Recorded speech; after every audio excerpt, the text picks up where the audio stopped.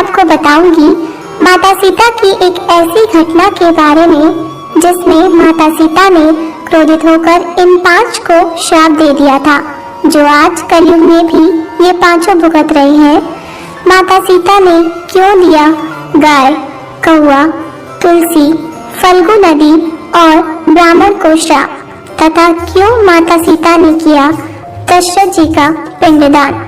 जब श्री राम, माता सीता और लक्ष्मण जी वनवास काट रहे थे, श्री राम और लक्ष्मण के पिता राजा दशरथ की मृत्यु हो चुकी थी। उसी दौरान पितृपक्ष था और उन्हें पिंडदान करना था, जो किसी पवित्र नदी के किनारे जाकर होता है। इसलिए यह तीनों गया के फल्गु नदी के तट पर पहुंचे। कहते हैं जब श्री राम, लक्ष्मण और देवी सीता गया के फल्गु नदी पहुंचे, तब श्री राम ने पंडित जी से पूजा की सामग्री के विषय में पूछा, जिसके पश्चात उन्होंने लक्ष्मण जी को पास के गांव में पूजा के लिए जरूरी सामान लाने को कहा। जब काफी देर बाद लक्ष्मण जी नहीं लौटे, तो श्री राम ने खुद ही जाकर लक्ष्मण जी की खोज खबर लेने का निर्णय लिया। वहीं दूसरी ओर पंडित जी बार बार उन्हें शुभ मुहूर्त के निकल जाने के बारे में बता रहे थे, साथ ही उन्हें अपनी तैयारियां जल्दी पूरी करने के लिए भी कह रहे थे। श्री राम तुरंत लक्ष्मण की खोज में निकल पड़े।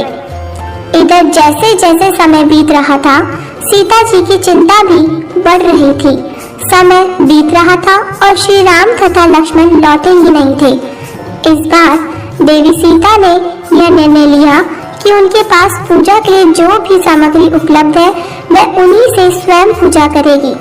तब देवी सीता ने पंडित जी से कहा कि श्री राम और लक्ष्मण को लौटने में देर हो रही है, इसलिए वह पूजा आरंभ करें, शायद तब तक वे वापस आ जाएं, और अगर ऐसा नहीं हुआ तो वह अकेले ही यह पूजा समाप्त कर लेंगी।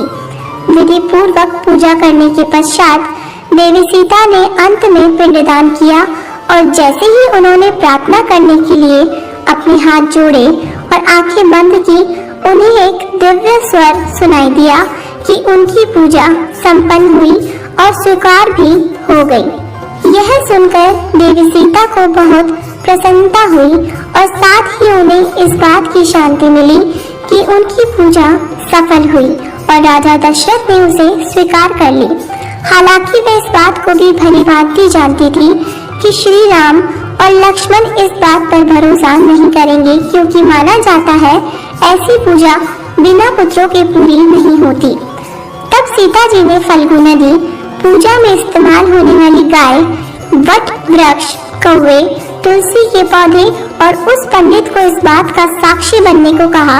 उन सभी ने उनकी आज्ञा का पालन किया। श्री राम को लाख समझाने के बाद भी जब उन्होंने सीता जी की बात नहीं मानी, तब सीता जी ने सभी साक्षियों से अनुरोध किया कि वे श्री राम को सच्चाई बताएं। किंतु श्री राम के क्रोध को देखकर किसी ने भी सत्य कहने की हिम्मत नहीं की। केवल वट वृक्ष ने श्री राम को सारी बात बताई। इस बात से देवी सीता बहुत दुखी हुई और क्रोधित होकर उन सभी को श्राप दे दिया। देवी सीता ने फल्गु नदी को श्राप दिया कि वह सिर्फ नाम की नदी रहेगी, उसमें पानी नहीं रहेगा। इसी कारण आज भी इस नदी में पानी न होने के कारण यह सूखी पड़ी है। फिर सीता जी ने गाय को श्राप दिया कि उसके पूरी शरीर की पूजा नहीं की जाएगी। हिंदू धर्म में केवल उसके शरीर के पिछले हिस्से को ही पूजनीय माना जाएगा। साथ ही उसे यहाँ वहाँ भटकने का भी श्राप दिया। सीता जी ने पंडित जी को भी कभी संतुष्ट न रहने का श्राप दिया। इस कारण पंडित दान दक्षिणा के बाद भी संतुष्ट नहीं होता। तुलसी जी को सीता ने श्राप दिया कि वह गया की मिट्टी में कभी नहीं उगेगी। सीता जी ने कौवे को हमेशा लड़ झगड़ कर खाने का श्राप दिया था। वट वृक्ष को सीता ने आशीर्वाद दिया कि पिंडदान में इस वृक्ष की उपस्थिति जरूरी होगी। साथ ही देवी ने वट वृक्ष को लंबी आयु और दूसरों को छाया प्रदान करने का भी वरदान दिया तथा यह भी कहा कि पतिव्रता स्त्रियां इस वृक्ष की पूजा करके अपने पति की लंबी आयु की कामना करेगी।